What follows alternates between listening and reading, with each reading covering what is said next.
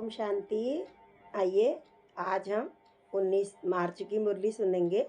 कल हमने 18 मार्च की मुरली सुनी, जिसमें हमारे परमपिता परमात्मा ने हमें बताया कि पूरे ही विश्व में एक ही टॉपिक पर भाषण करना है हमें अब, क्योंकि सर्व आत्माओं को अब बताना है कि भगवान इस धरती पर आ चुके हैं।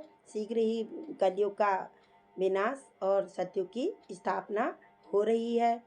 तो इसलिए बाबा ने कहा सभी पाठशालाओं में एक ही प्रकार से भाषण करो। और बाबा ने कहा जब किसी को भी सत्य परमात्मा का परिचय देते हो तो हमेशा यह दृष्टि रहे कि मैं आत्मा हूँ और अन्य दूसरे आत्मा जो जो जिसे मैं इस समय परमात्मा का ज्ञान सुना रही हूँ वह भी परमपिता परमात्मा की ही संतान है। फिर बाबा ने इसके लिए बताया कि ऊंच पद अगर पाना है तो बाबा ने कहा तुम्हें चारों ही सब्जेक्टों में पास विद ऑनर होना है, यानी कि ज्ञान, योग, धारणा और सेवा, चारों ही विषय में हमें फुल नंबर से पास होना है। बाबा ने कहा यह नशा रहे कि इस समय हम संगम युगी ब्राह्मण हैं, चोटी हैं, ऊंचे हैं और इस समय हम परमपिता परमात्मा की संतान बने हुए हैं। सतयुग में फिर हम देवताई घराने में चले जाएंगे, विष्णु के घराने में चले जाएंगे, श्री लक्ष्मी और श्री नारायण के घराने में उनके अंग संग रहेंगे। तो इस समय बाबा ने कहा तुम्हें नशा होना चाहिए कि तुम इस समय भगवान के बने हुए हो।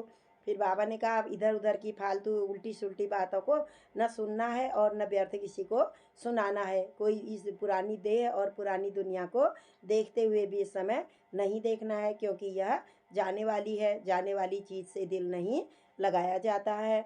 इसलिए बाबा ने कहा बाप के साथ रह कर के कर्म करो। इस समय तो परमात्मा हमें सदा ही हमारे साथ ही रहते हैं। तो बाबा ने कहा बाबा को अपना साथी बना लो और उनके साथ में रहते हुए कर्म करो, तो कोई भी तुम्हारे कार्य गलत नहीं होंगे। हर कार्य में तुम्हें सफलता ही सफलता प्राप्त होगी। ये कल हमारे परमपिता परमात्मा ने हमें 18 तारीख की मुरली में सुनाया। आज हम 19 मार्च की प्रातः मुरली सुनेंगे। तो आज की तारीख है 19/3/2024 प्रातः मुरली। ओम शांति। बाप दादा मधुबन। बाबा हम बच्चों से कह रहे हैं मीठे बच्चे, घड़ी घड़ी बाप और वर्षे को याद करो। बाप रूहानी सर्जन तुम्हें निरोगी बनाने की एक ही दवा बताते हैं कि बच्चे मुझे याद करो। बाबा ने कहा और कोई भी उपाय नहीं है कि तुम्हारे विकर्म विनाश होंगे। केवल तुम एक हमेशा कर्म करते भी कर्मयोगी बन करके मुझ परमपिता परमात्मा को याद करो, तो तुम्हारे जो 63 जन्मों के तुम्हारे विकर्म हैं, बाबा ने कहा जिससे तुम रोगी बने हुए हो, तो मेरी याद से ही तुम निरोगी बन जाओगे। बाबा को याद करो और वर्षा माना सतयुगी दुनिया को याद करो, अपने स्वर्ग को देखो। तो बाबा ने कहा और कोई भी उपाय नहीं है। प्रश्न है अपने आप से कौन सी बातें करो तो मज़ा आएगा। अपने आप से हमें कौन सी बातें करनी है? उत्तर है अपने आप से बातें करो। इन आँखों से जो कुछ देखते हो यह तो सब खत्म हो जाना है, यह तो कभी भी खत्म हो सकता है। बस हम और बाबा ही रहेंगे।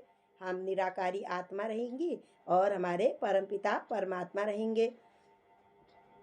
बाबा रहेंगे। मीठा बाबा हमको स्वर्ग का मालिक बना देते हैं, फिर हम सतयुगी दुनिया में चले जाएंगे। ऐसी ऐसी बातें करो, एकांत में चले जाओ तो बहुत मज़ा आएगा। यानी कि एक के ही अंत में एक ही परमपिता परमात्मा को याद करो। तो बातें करो, बाबा से बातें करो, अपने स्वयं से बातें करो कि हम बहुत ही जल्दी सतयुगी दुनिया में जाएंगे और हम वहाँ देवता बनेंगे। तो बाबा ने कहा तो तुम्हें बहुत अच्छा लगेगा। धारण करने के लिए मुख्य सार है, पहला पॉइंट है एकांत में बैठ बाप को याद कर कमाई जमा करनी है। अपने अंदर चेक करना है याद के समय मन भागता तो नहीं है।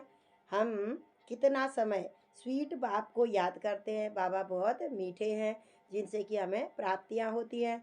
तो बाबा ने कहा खुद ही चेक करो कि जब मैं याद में बैठती हूँ तो मेरा मन कहाँ कहाँ भागता है। बाबा ने कहा उस मन को अपने सही जगह पर लाना है, मन को भी प्यार से समझाना है, क्योंकि 63 जन्मों से हमारा मन भागता ही आया हुआ है।